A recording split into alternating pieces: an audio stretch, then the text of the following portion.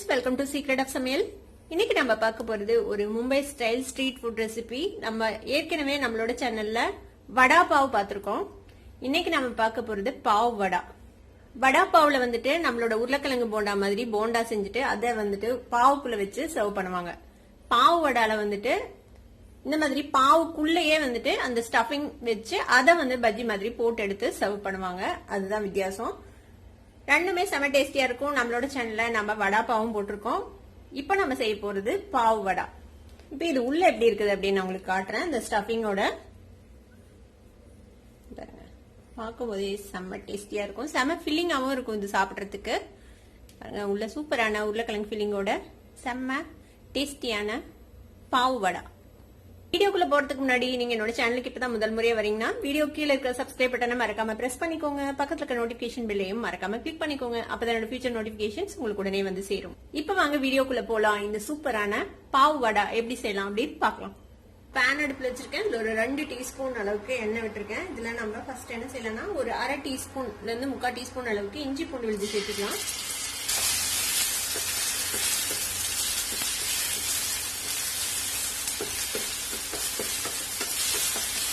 கூட 2 பச்சை மிளகாவை இந்த மாதிரி நறுக்கி வச்சிருக்கேன். அதையும் சேர்த்துக்கோங்க. இஞ்சி பூண்டு விழுதோட பச்சை வாசனை போய் இந்த பச்சை மிளகாவும் நல்லா வதங்கிடணும். நீங்க இதுல வெங்காயம் வேணாலும் சேர்த்திக்கலாம், பச்சை பட்டாணி வேணாலும் சேர்த்திக்கலாம், வேக வச்ச வேர்க்கடலை கூட சேர்த்துலாம். நான் இன்னைக்கு ரொம்ப ரொம்ப சிம்பிளான ஒரு ஸ்டஃபிங் தான் செய்ய போறேன். வேற எதுவும் எக்ஸ்ட்ரா ஆட் பண்ண போறது இல்ல. இஞ்சி பூண்டு பச்சை மிளகாய் ரெண்டும் நல்லா வதங்கிச்சு. இப்போ ஒரு 4 சின்ன சைஸ் உருளைக்கிழங்க நான் இந்த மாதிரி வேக வச்சு மசிச்சு வச்சிருக்கேன். இதை சேர்த்திக்கலாம். இதுக்கு மஞ்சள் தூள் சேர்த்திக்கலாம் ஒரு 1/4 டீஸ்பூன். தேவையான அளவுக்கு உப்பு சேர்த்திக்கோங்க. கூடவே நறுக்குனா கொத்தமல்லி தழை அதையும் சேர்த்திக்கலாம்.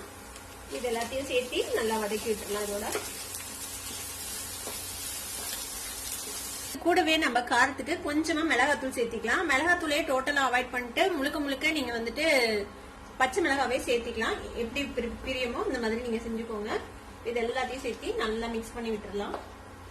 நல்லா மிக்ஸ் பண்ணியாச்சு. நம்மளோட ஸ்டஃபிங் ரெடி ஆயிடுச்சு. இதை எடுத்து தனியா வச்சுக்கலாம். நம்ம இப்போ 1 கப் அளவுக்கு கடலை மாவு ஒரு மிக்சிங் பவுல்ல போட்டு வச்சிருக்கேன். இதுல கொஞ்சமா சில்லி பவுடர் சேர்த்திக்கலாம் ஒரு 1/4 டீஸ்பூன். இந்த மாவுக்கு தேவையான அளவுக்கு உப்பு சேர்த்திக்கோங்க. ஒரு பிஞ்ச் அளவுக்கு சோடாப்பு சேர்த்திக்கலாம். 1 டேபிள் ஸ்பூன் அரிசி மாவு சேர்த்திக்கோங்க. இப்போ இதுல கொஞ்சமா தண்ணி விட்டு நம்ம இதை வந்துட்டு ஒரு பஜ்ஜி மாவு பேட்டர் மாதிரி நம்ம மிக்ஸ் பண்ணிக்க போறோம். கட்டி இல்லாம ஸ்மூத்தான ஒரு பேட்டரா நம்ம மிக்ஸ் பண்ணிக்கலாம். முதல்ல கொஞ்சமா தண்ணி விட்டு மிக்ஸ் பண்ணிக்கோங்க. இந்த கட்டி எல்லாம் மிக்ஸ் பண்ணதுக்கு அப்புறம் நம்ம தண்ணி இன்னும் கொஞ்சம் ஊத்தி மிக்ஸ் பண்ணிக்கலாம்.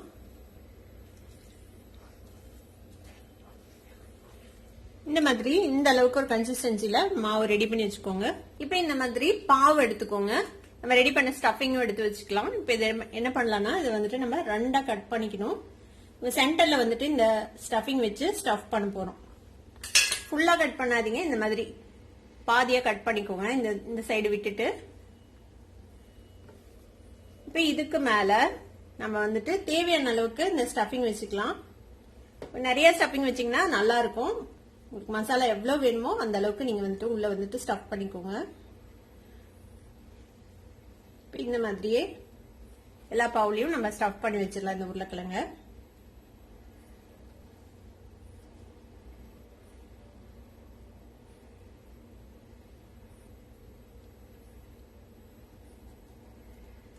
இப்ப 4 பாவுலையும் நம்ம வந்துட்டு ஸ்டஃபிங் வச்சாச்சு.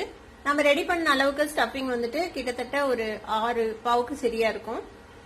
இப்ப இதுக்கு எண்ணெய் சுட வச்சிருக்கேன். இது கொஞ்சம் நிறைய எண்ணெய் தான் நீங்க ஊத்தணும். என்ன நம்ம முழுசா அந்த பாவை அப்படியே போட்டு பஜ்ஜி மாதிரி போட்டு எடுக்க போறோம். அதனால ஓரளவுக்கு நிறைய எண்ணெய் தேவைப்படும். அதனால கொஞ்சம் அதிகம் எண்ணெய் விட்டு வச்சிருக்கேன்.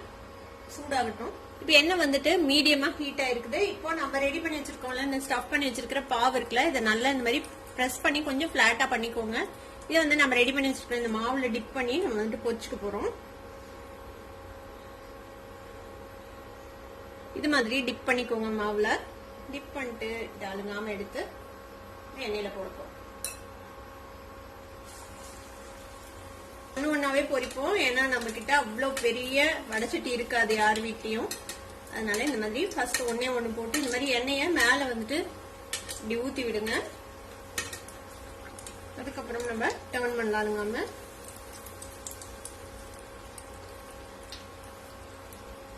நம்ம பஜ்ஜி மாதிரியே தான். நல்லா இந்த மாவு வந்துட்டு நல்லா வேக வரைக்கும் நம்ம இதை வந்துட்டு குக் பண்ணி எடுத்துக்க போறோம். இந்த டைப் ஃபுட்டு வந்துட்டு உங்களுக்கு சின்ன கடையில இருந்து பெரிய கடை வரைக்கும் எல்லா இடத்துலயும் கிடைக்கும். இது வந்து ஒரு ஏழைகளின் உணவு அப்படின்னு சொல்லலாம். 5 ரூபாயில இருந்து 10 ரூபாய்க்குள்ளதான் இருக்கும் ஒரு பாவு வடை. வாங்கி சாப்பிட்டுட்டு போயிட்டே இருப்பாங்க. ஜஸ்ட் 2 சாப்பிட்டாங்கன்னா வயிறு வந்துட்டு ஃபில் ஆயிடும். இப்ப 2 சைடுமே நல்லா ஃப்ரை ஆயிடுச்சு. நம்ம எடுத்துடலாம்.